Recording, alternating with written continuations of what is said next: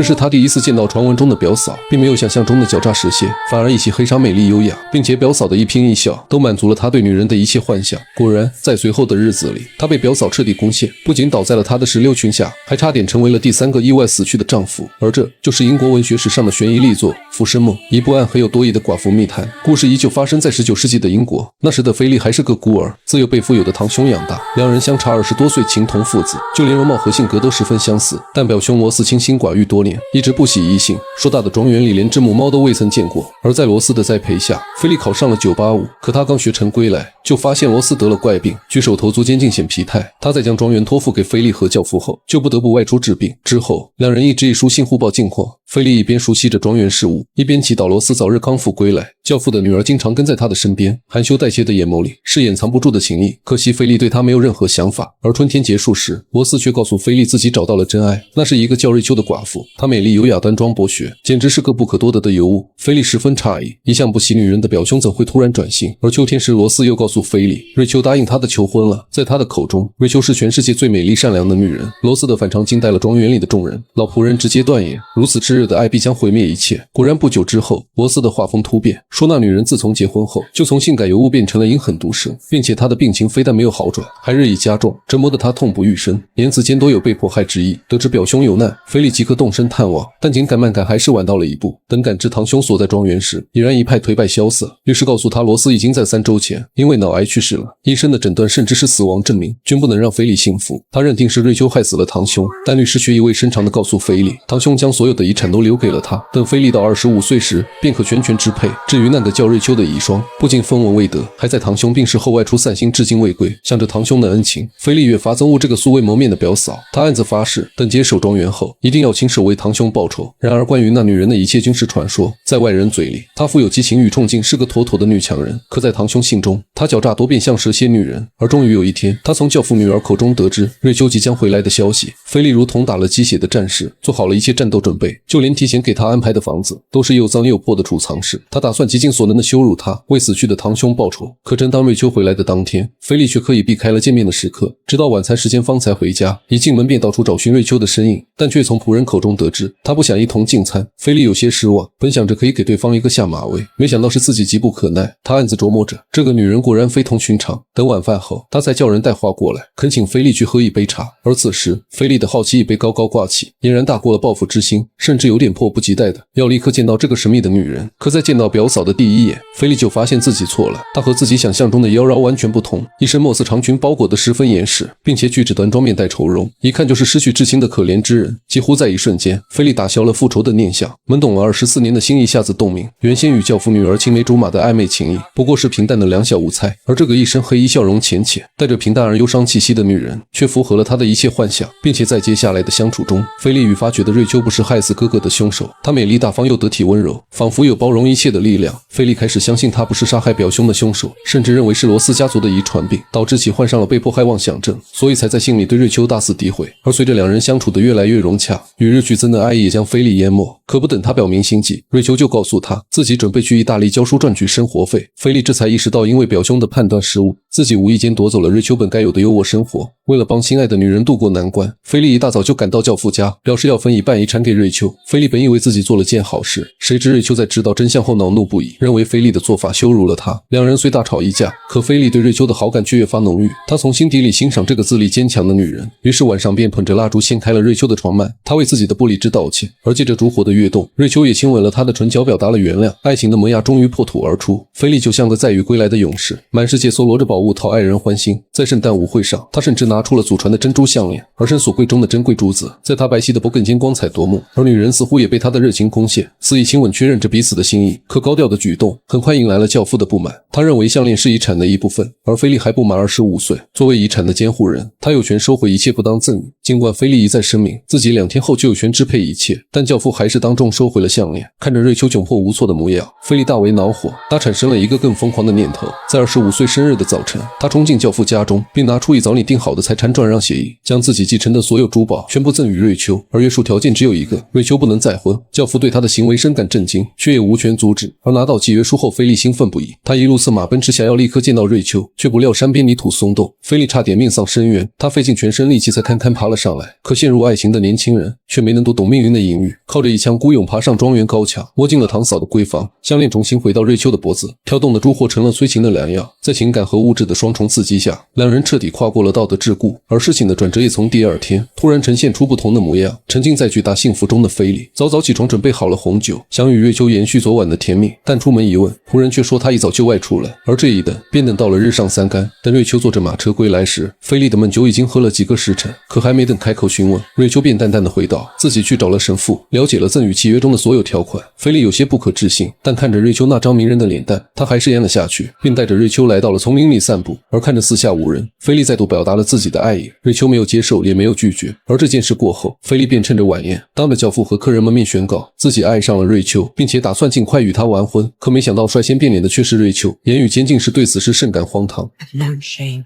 in my life. Terrible shame. But this is the worst. 菲利完全傻眼了，他本以为婚约会使两人的感情升温，却没想到让他们之间产生了无法修复的隔阂，甚至开始拒绝与他独处，就连两人说话都要开着门窗避险。看着倍感苦恼的菲利，教父的女儿有意暗示财产赠与条款过于死板，限制了热爱自由的瑞秋，所以他才拒绝结婚。冰冷的现实如冷水般浇灭了汹涌的爱意。菲利病倒了，他一连昏睡了5天，而醒来后却发现是瑞秋在服食汤药。那热切的眼神和殷切的叮嘱，让菲利瞬间想起了早亡的堂兄。Goodness me, if I knew I would get Dr. Smalls to have a look at that. So no.